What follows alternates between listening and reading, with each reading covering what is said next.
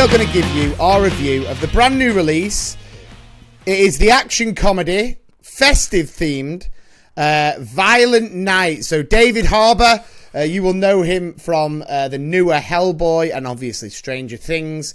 He plays Father Christmas. An elite team of mercenaries break into a family compound on Christmas Eve, taking everyone hostage inside. However, they aren't prepared for a surprise combatant. Santa Claus. Say go on. Yeah, or combative. Or combative Santa Claus, maybe. Well, I'll say, you can use either. However, they aren't prepared for a surprise ass kicker. Santa Claus is on the grounds and he's about to show why this Nick ain't no saint. So it is 2022's Violent Night. I mean, great name for a film. Obviously, you know, Silent Night, Violent Night is a very good pun. And it is exactly what it says on the tin. It's completely ridiculous.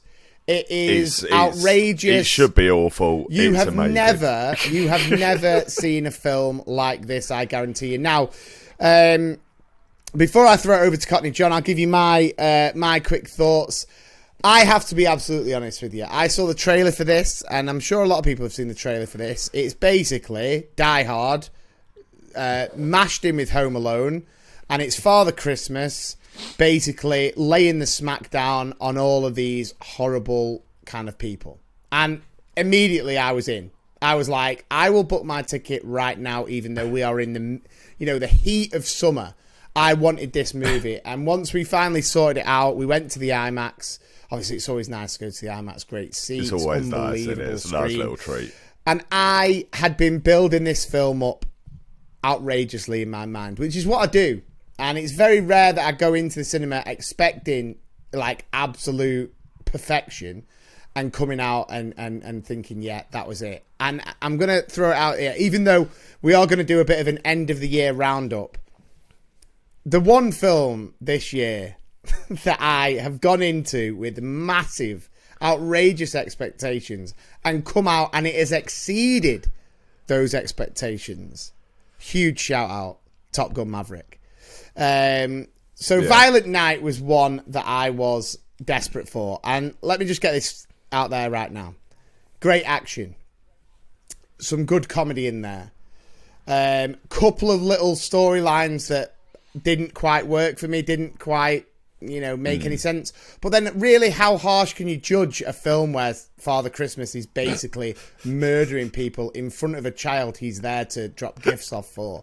Who's also cheering him on. Yeah, exactly, yeah. It's the thing is, if you go in with the right mindset to this movie, if you think to yourself, right, I want 90, 100 minutes where I can just literally forget about the troubles of life, the worries, the stress, and sit there and get lost, it is perfect. If you are looking for anything above, basically a B movie in it, like it's a bit. Oh yeah. It felt like a bit lowbrow, things like that. But personally, I did enjoy it. It probably underwhelmed me ever so slightly, which is shocking, really, because every single person I spoke to, like, I'm going to cinema tonight. Oh, what you watching?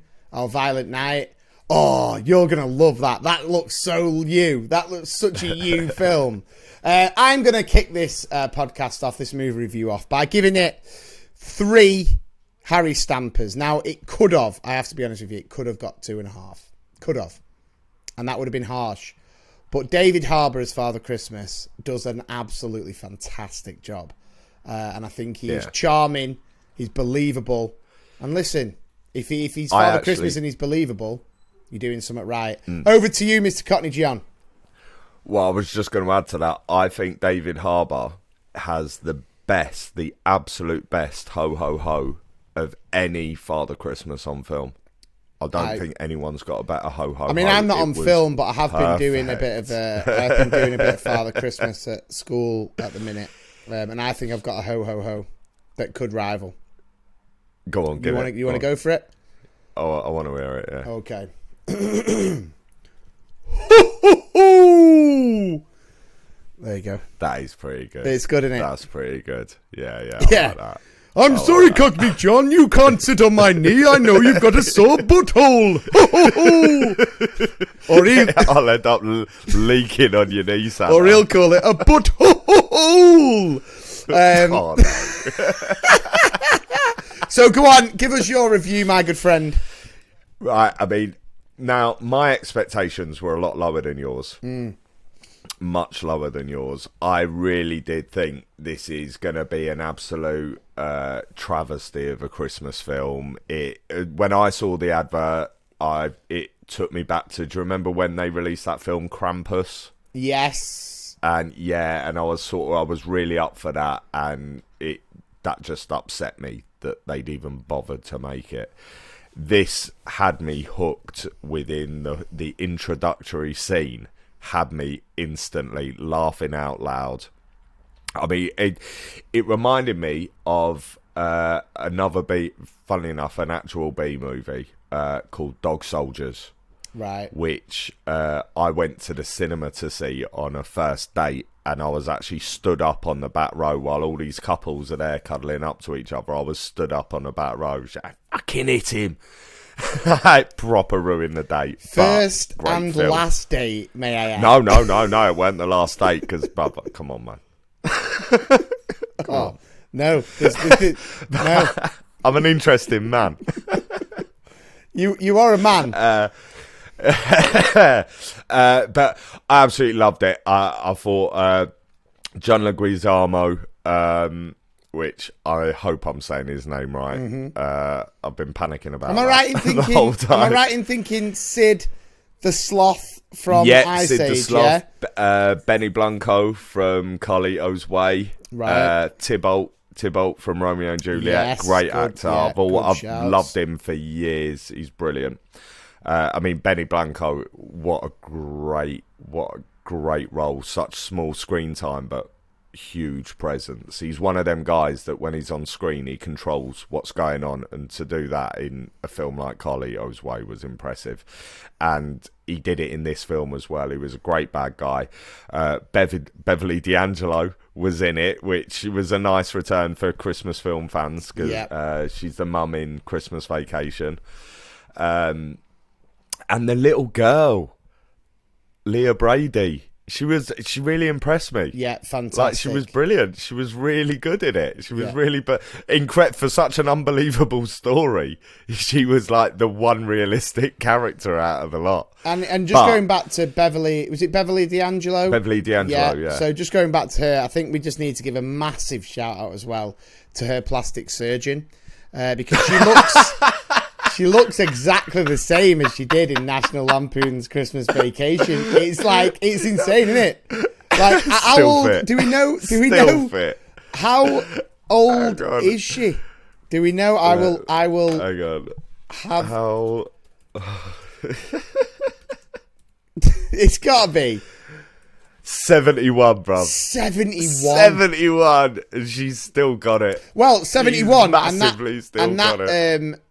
To be fair, that age, unfortunately, we will give a shout out, even though I know in recent years she has expressed controversial political views and things like that. But I think we could take this opportunity on Adam and Cockney John's Big Movie Podcast to give a shout out and an RIP to Kirstie Alley, who obviously passed away 71 years of age as well. If you don't know Kirstie Alley, she was in Cheers. She was in, I think it was Veronica's Brilliant Closet. in Cheers. And then huge shout out to Look Who's Talking. John Travolta, Kirstie Alley were absolutely mesmeric as a couple in that, with the baby that was voiced by Bruce Willis. If you've never seen that, it's still got it. So yeah, very sad loss. Very sad loss, and obviously thoughts and prayers go out to family of Kirstie Alley. So what are you saying? What are you finishing on there, mate? I mean, David Harbour was incredible. He did steal the show. Hilarious at times, heartbreaking at times. Considering what the story was, he put everything into the role. It's a 4 out of 5 Sandies for me. 4 Sandies. It's made. Oh yeah, it's going to be watched every year at Christmas in my house. That's fantastic. So there you have it. You got 3 Harry Stampers. You've got 4 Sandies. Violent Night. It's out right now. If you're looking for a Christmas laugh, some Christmas violence, why not? make sure you check it out. But I will just throw in one thing. If you think, or you might, when it comes out available to stream, whenever that is, do not let your children anywhere near this movie. Because Father Christmas on the posters, or Father Christmas in the opening sequences and his reindeer, oh, look, it's magical. He literally crushes skulls with a hammer. And that's not a spoiler. That's just a fact.